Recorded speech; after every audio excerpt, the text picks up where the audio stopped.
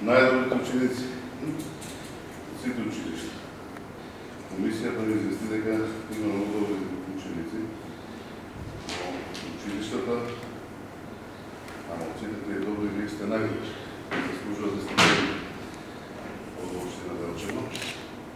Ние знаете дека по традиција со години назад од вашите соученици, секој има да кажам, дел од вас има сигурни стипендии претходно, дека општината доделува стипендии за сите талентирани ученици, имаме 4 категории.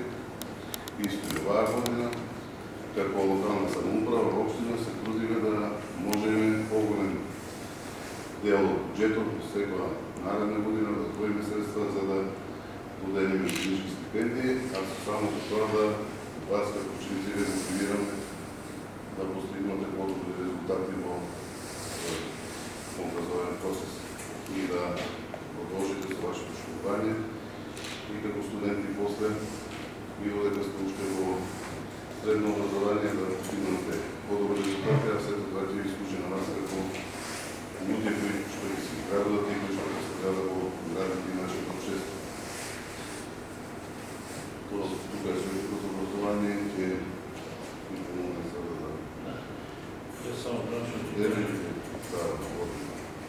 Советите говорите. Само ќе кажам, што знаете дека во петата година се поделени стипендиите на ученици се одлични, кои што се практикуваат социјално ранива категорија и на ученици кои успех да знаете дека се наградите на регионалната и државна предавање. Во првата точка стипендиите да се одредени во период денari, 10 стипендии се, ученички стипендии, што се однесува до точка 2, се 8 стипендии и износот ќе биде 1500 денари, ќе биде регулиран 9 месеци. Тоа е да стимулација за вас, може би не се тие средства, но сепак вие сте тие кои што треба да постигнувате успех, а тој стимул да ви биде напредок во вашите учења, утре како студенти, да исто така добивате стипендии за да многу положен. Само да напоменам дека имаме и студенти во начало, треба да се јават на студентите кои се да се истини, но која е главна сила и сврска, која што е од представници од студентите, да не е забораваме неа. Така да, исто така се однесува и за стипендиите, студентските стипендии се поделени во две категории. Едната категорија, односно точка 1 е 6 стипендии, во точка 2, овие што се особени со успех, се 4 стипендии. По предлог на градоначалникот оваа година се покачени бројот на стипендии, која е 24, сега се 28 стипендии, да се предадени во својата општина. И градоначалникот има обврска, ние да почнеме со доделување на стипендиите и вие сигурно имате обврска. Така да, ќе почнеме со точка 1, односно по првата категорија за ученици кои имаат стипендии во изnos од ниво 1, односно одлични ученици со самоуправна категорија. Христијан Симоновски. Ова да забораваме што имате и конституционални одличности и исто така и успеси на општински, регионални и државни напредови, ова е заслуга и на вашите наставници кои што имате подршка во текот од целата учебна година. Така да и Делчево секој училиште се рангира според тоа колку награди има на овие општински, регионални и државни напредови. Јас мислам дека нашето средно општинско училиште е меѓу најдобрите средни училишта во нашата држава, така да можете и вие со вашето делување да вашите зарчни, добрки, допринесувате и сето тоа да го проведете со нив. Честитки од мене за ова, да постигнувате уште поголеми успеси. Софија Таралампиевски ученик во втори еден. Честитки Софија, уште поголеми успеси да постигнувате.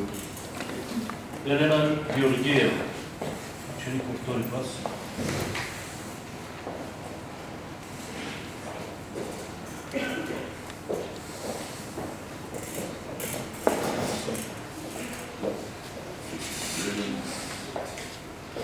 Елеонора Велиновска.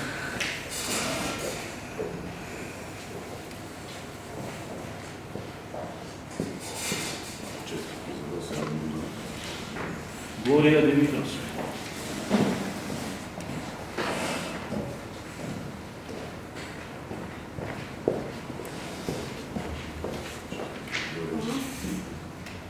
Ана Манасиева.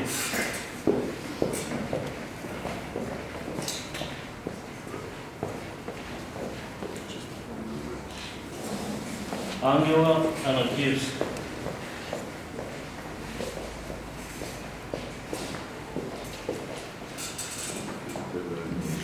Георгина Витанова.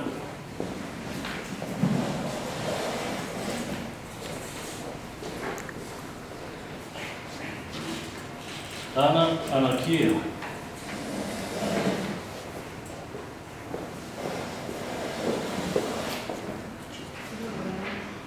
Димитрина Апостолова.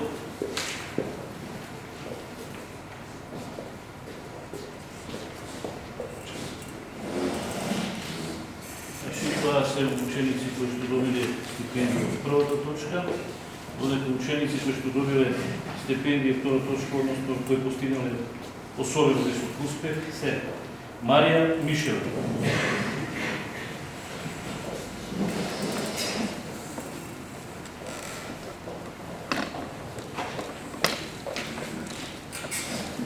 Милена Начевска.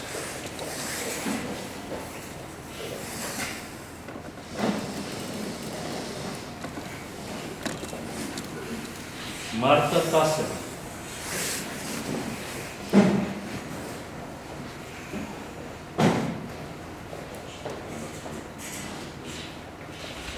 Лора Велевска.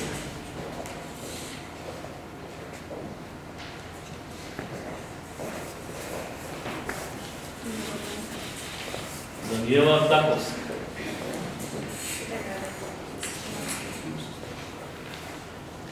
Магдалена Ивановска.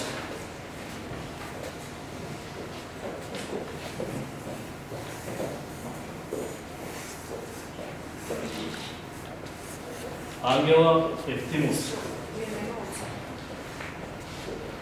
Михаела Маневска.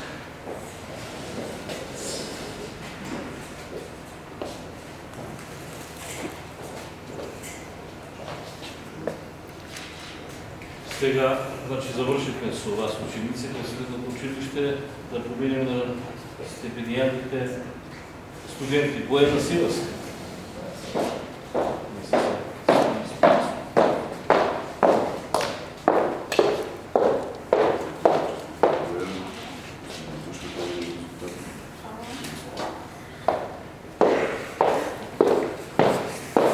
Много лепо, аз ви се забавя на присъството.